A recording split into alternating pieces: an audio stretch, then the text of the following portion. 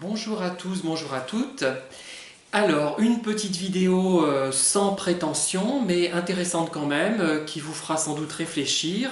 Je ne donnerai pas de recette, mais je vais vous expliquer comment je suis parvenu à répondre à des personnes manipulatrices, à des personnes perverses, sans pour autant entrer en conflit avec elles et sans me priver de leur présence, puisque au moment où je répondais de cette façon à ces personnes, j'étais encore dépendant de ces personnes, je n'arrivais pas à m'en détacher, je ne me rendais pas compte sans doute qu'elles étaient perverses et qu'il n'y avait aucune chance de les changer à l'époque, je pense, hein. Sinon j'aurais immédiatement arrêté sans problème.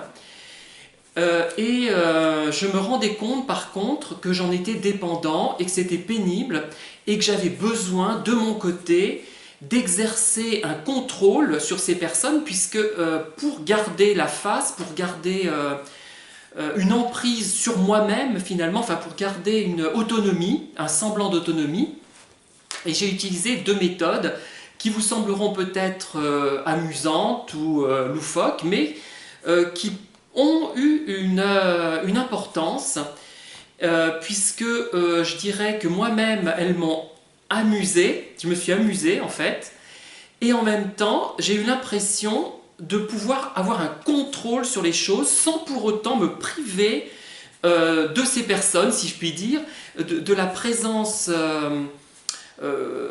comblante, j'arrive pas à trouver le terme, de leur présence rassurante, puisque finalement quand on est dépendant de quelque chose, on a besoin de ce quelque chose, on n'arrive pas à arrêter, mais on aimerait pouvoir avoir un contrôle. Et à l'époque, comme je vous l'ai dit, je n'étais pas conscient que c'était vraiment des pervers narcissiques, je pense, hein. J'avais encore un doute, voilà. Mais c'était il y a bien longtemps, hein. Maintenant, comme je n'ai plus de doute souvent, très vite, hein, et j'arrête immédiatement. Quand je continue, c'est que j'ai encore le doute et que je ne suis pas sûr du caractère nocif de ces personnes, du moins du caractère, comment dire, impossible à... Enfin, je n'ai pas conscience du fait que ces personnes, je ne les changerai pas. Ça peut être des personnes emmerdantes, on va dire, mais pas nocives, hein. Enfin, elles peuvent être nocives, mais sans être perverses, voilà ce que je veux dire. Donc là, je continue quand même jusqu'à un certain point, encore que hein, je suis plus indulgent, mais guère plus maintenant, puisque j'ai tellement de choses à faire, que ce soit des vidéos, des livres, et plein d'autres choses que je ne perds pas mon temps. Encore que, souvent je reste en relation, puisque ça me fournit une information que je peux transmettre, et qui peuvent être utiles aux autres, encore que j'évite d'aller trop loin si vraiment c'est trop pénible et nocif. Alors voilà, j'en viens à la méthode, parce que là je suis en train de perdre déjà des auditeurs qui veulent certainement savoir à quoi je fais allusion. Alors, à un moment donné, donc j'étais confronté à une de ces personnes, je me rendais compte qu'elle était nocive, mais je ne me sentais pas capable d'arrêter. Alors, qu'est-ce que j'ai fait? C'était en relation avec les mails, les emails, les courriels, hein, voilà. C'est applicable, je pense, au téléphone également. Alors, j'ai utilisé... Alors, la personne m'avait écrit un mail, hein, j'ai reçu ce mail, et je me suis dit, bon, il faut que je contrôle la situation, que j'ai une impression de contrôler la situation, et que je ne me laisse pas complètement contaminer par cette personne, et porter par cette personne comme par un cours d'eau. Vous voyez, un cours d'eau qui avancerait, et je serais dedans, paf, sans pouvoir faire quoi que ce soit pour m'arrêter.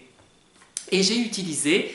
Donc elle m'avait écrit, par exemple, je dis n'importe quoi, un message un 1er mars, eh bien j'ai utilisé les nombres premiers pour lui répondre. C'est-à-dire que je me suis dit, je vais lui répondre en fonction des nombres premiers. C'est-à-dire que je vais attendre 2 jours avant de répondre à son message, heure pour heure. Voilà, 2 jours, très exactement. Et ensuite, ça sera plus longtemps, puisque vous savez, les nombres premiers, 2, 3, etc., voilà, je prenais chaque nombre premier dans l'ordre chronologique et j'ai appliqué cette méthode pendant quelques temps. Alors au bout d'un moment, je n'ai plus l'appliquer puisque la personne n'a plus répondu, pour une raison ou pour une autre. Soit elle avait trouvé une nouvelle victime, soit elle s'était rendue compte que quelque chose clochait, voilà. Alors, deuxième méthode qui va vous paraître baroque, mais qui n'est pas inintéressante non plus. Avec une autre personne manipulatrice, j'ai utilisé une autre stratégie.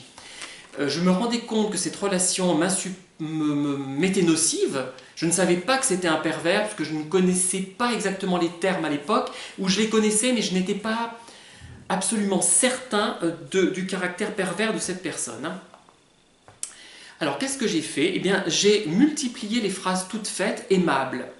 Alors, ces phrases toutes faites, très aimables, je les utilise beaucoup dans le cadre du travail et dans le cadre amical aussi réel, mais elles sont là en plus, c'est-à-dire que il y a autre chose, il y a un autre texte, un texte qui est intéressant, qui est consistant, même s'il tend à devenir de plus en plus court, parce que j'ai de moins en moins de temps pour, évidemment, quand je suis devant mes vidéos, ça me prend du temps, quand je suis avec mes livres, ça me prend encore beaucoup plus de temps, donc j'ai de moins en moins de temps à moi, sans parler des problèmes administratifs liés au décès de ma mère, hein, alors là c'est lourd aussi, hein.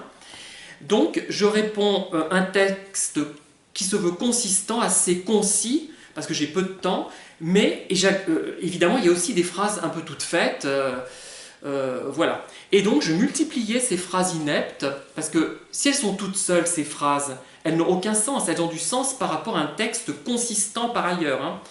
Et voilà, donc en fait mon texte, au lieu que ce soit juste les formules de politesse et les quelques phrases aimables qu'on sème ici et là, et qui s'ajoutent, qui constituent, mettons, 1/10 de notre texte, là c'était les 10/10 de textes inintéressants, de phrases toutes faites, qui n'avaient plus de sens, puisqu'elles ne complétaient pas, elles ne venaient pas compléter un texte consistant, cohérent, intéressant. Voilà. Et je multipliais ça, et ça faisait des choses assez marrantes, un amalgame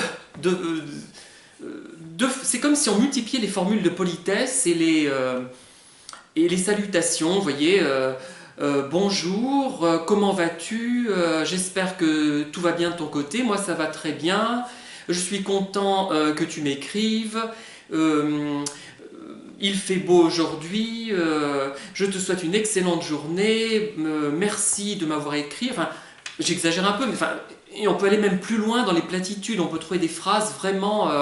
tu me dis que blablabla, bla bla bla, je suis content pour toi. C'est vrai qu'on le fait aussi pour les gens qui nous tiennent à cœur, mais là, c'était vraiment poussé à l'extrême. Alors, au bout d'un moment, la personne ne m'a plus répondu. Sans doute, elle voyait qu'il n'y avait aucune possibilité d'avoir de prise.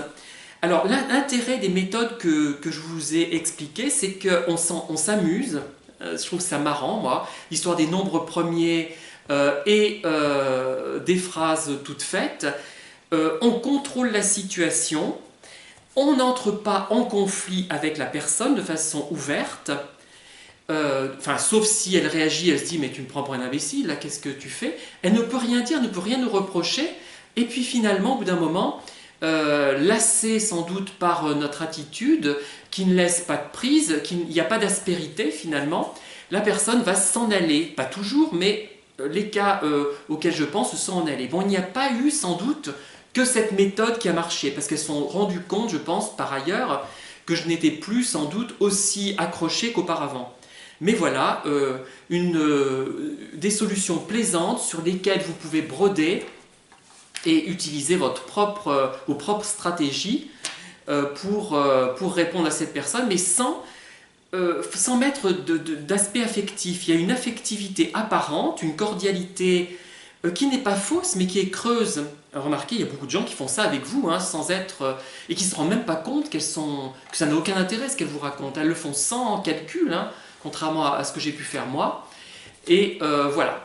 Voilà, n'hésitez pas à liker, à disliker, à vous abonner et à diffuser massivement ces vidéos. Depuis que je me suis désabonné de mon Twitter, je voulais renouveler mon Twitter, j'ai perdu pas mal d'auditeurs, mais j'espère les retrouver grâce à vous. Merci et à très bientôt. Bonne journée.